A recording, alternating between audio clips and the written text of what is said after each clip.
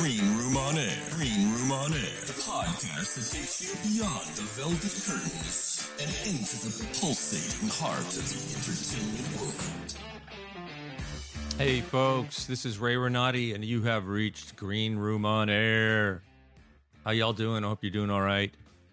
The world's in a shambles, but we'll make it. We will survive as we always have as a race, the human race. Today we have a very special guest. His name is Mr. Dori Engal, and he is an actor and director and independent theater producer from Israel. I know Dori from my time at the Royal Academy of Dramatic Art many years ago. Dori is a passionate theater artist, and I am so glad that he's on the show today. I have so much feeling and empathy for the people of Israel and Palestine right now, and Dori talks about that in length and in detail, and it's extremely interesting. Dori is a very, very talented theater artist. He's performed at all the major theaters in Israel and has produced incredible shows on his own, so I am so happy to have him here. So I think, folks, without any further ado, I bring you Mr. Dori Engal. It's great to see you. Now, we were at RADA together how many years ago? Royal Academy of Dramatic Art? 2009. 2009. So, wow. So this is 223. So that's 14 years or so. wow, 14 years. Yeah. It's hard to believe. It is hard to believe. So what are you up to now? Are you working on any theatrical projects? Well, it's all been stopped since the war began. So we don't see any cultural events here at all. Okay. The whole country, no shows, no entertainment at all. What you do see is amazing artists going to volunteer, to shelters, places where you have, families of evacuees from the south, towns and villages. So they go there to entertain the people and to amuse the children. Yeah, but so all my projects stopped. I've been directing, teaching. I was about to start directing The Crucible by Arthur Miller in an acting studio in Ramat Gan, which is practically Tel Aviv. But now even in Tel Aviv, you have missiles and alarms. So we are currently at my wife's family in a northern town in Israel. We're staying there. I see. Oh, so you had to move. Yeah. So, yeah. My wife's a nurse, so she's commuting to Tel Aviv. She works there in a hospital. I see. So yeah, and for me, like all the shows, all the rehearsals cancelled until further notice. So I'm here with our daughter, with our 3-year-old daughter. Oh, you have a 3-year-old daughter. Congratulations. Yeah. Do you have any other kids? Just the 3-year-old girl? No, yeah, just her. Yeah. All right. She is amazing. So now I think most of my efforts are to keep this bubble of warmth and nice activities, because there's no kindergarten, So everything's been put on hold. Yeah, pretty much.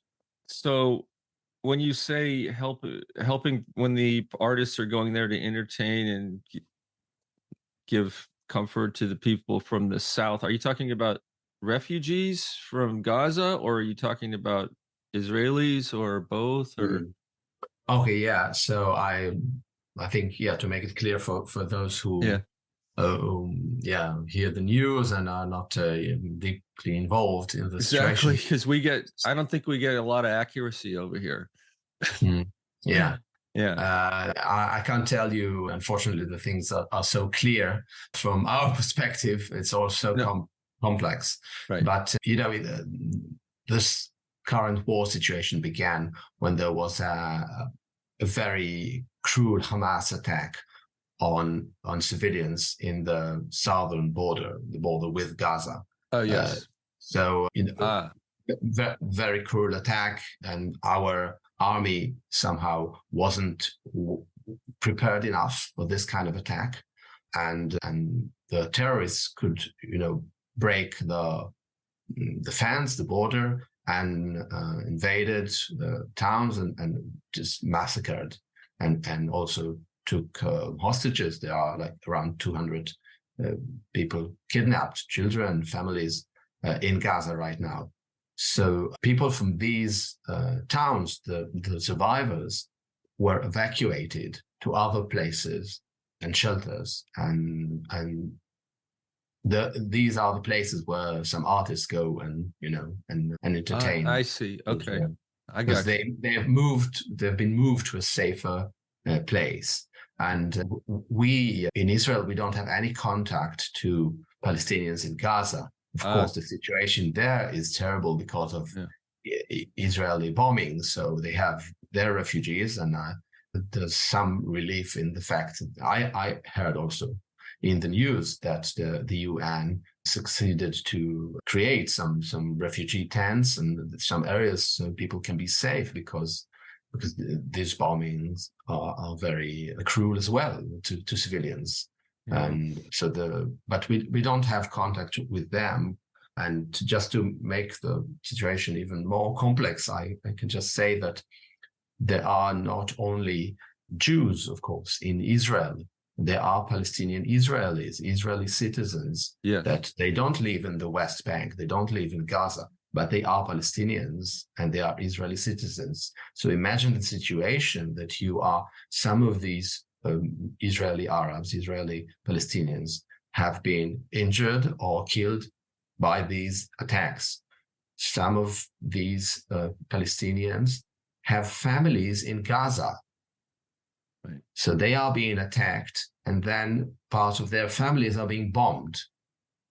And now, if you show any identification or empathy towards Palestinian civilians being bombed or being injured, you are treated with criticism, because in the public now, they don't want to hear about freedom to Palestine, right?